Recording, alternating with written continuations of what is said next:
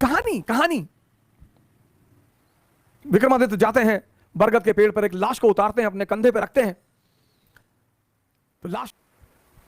तो लाश ने विक्रमादित्य को कहानी सुनानी शुरू की कि एक गांव में एक आचार्य जी रहते थे, उनकी बड़ी खूबसूरत बेटी थी और उनके 3 शिष्य थे और तीनों उस लड़की को बहुत प्यार करते थे और तीनों बड़े योग्य थे।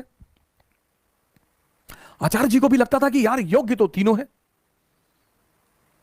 लड़की को भी लगता था कि योग्य तो तीनों है, तो शादी किससे करूं। बाप और बेटी दोनों बड़े कंफ्यूज थे कि विवाह किससे किया जाए।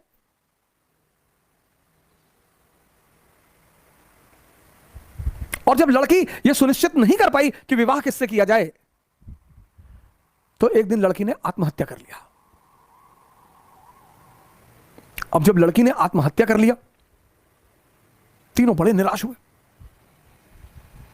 गए उसका दाह संस्कार किया। तो एक शिष्य तो तुरंत सन्यासी बन गया, वहीं धूनी लगा ली उसने उसकी कब्र के पास कि बस अब जीवन में कुछ करना ही नहीं, जिसको मैं प्रेम करता था वो बचा ही नहीं, तो अब जीवन में कोई सार नहीं, अब सिर्फ तपस्या करनी है और तपस्या करके ही जीवन को त्याग देना है। दूसरा फकीर बन गया,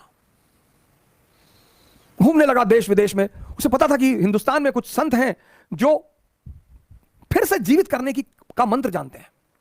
लगा वो उन संतों को खोजने जो फिर से जीवित करने का मंत्र जानते थे। तीसरा जो उसमें था, वो डेली जाता था, उस मृत शरीर पे मसाला लेप लगाता था, साफ करता था, फिर उसे वहीं रख देता था। अब ये सिलसिला कुछ वर्षों तक चला, 2-4 वर्षों तक चला। तो वो जो घूम रहा था चारों तरफ, फकीर बन गया था, मंत्र की तलाश कर रहा था, पुनर्जीवन देने के मंत्र का जो तलाश कर रहा था, उसे एक दिन कुछ महात्मा लोग मिल गए, वो उस मंत्र को जानते थे।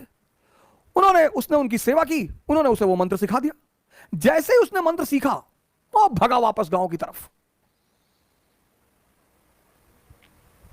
और वापस आकर उसने उस युवती को फिर से जिंदा कर दिया।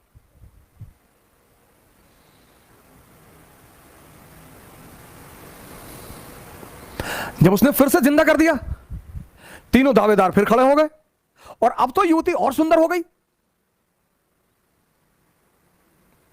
तब उस वेताल ने विक्रम से पूछा कि विक्रम बता कि अब लड़की को किससे विवाह करना चाहिए। अगर तेरे मन में उत्तर आ रहा है और तू जवाब नहीं देगा तो तेरे सर के टुकड़े टुकड़े हो जाएंगे, और अगर तूने जवाब दिया तो मैं तुझे छोड़कर चला जाऊंगा।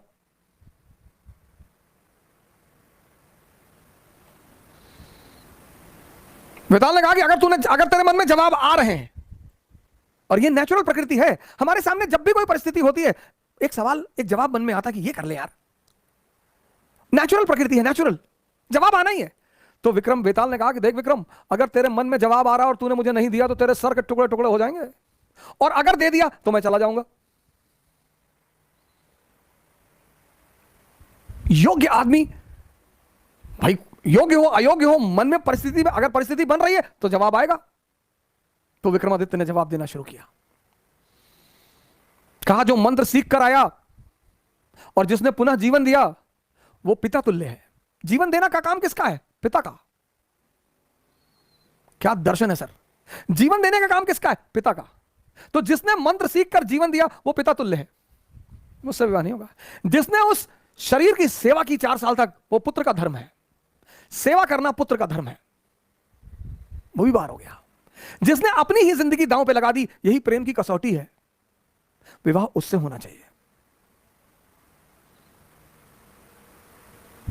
यह था शिक्षा देने का तरीका। और जैसे ही विक्रमादित्य ने जवाब दिया, वेताल उड़ चला कि तूने बोल दिया विक्रम।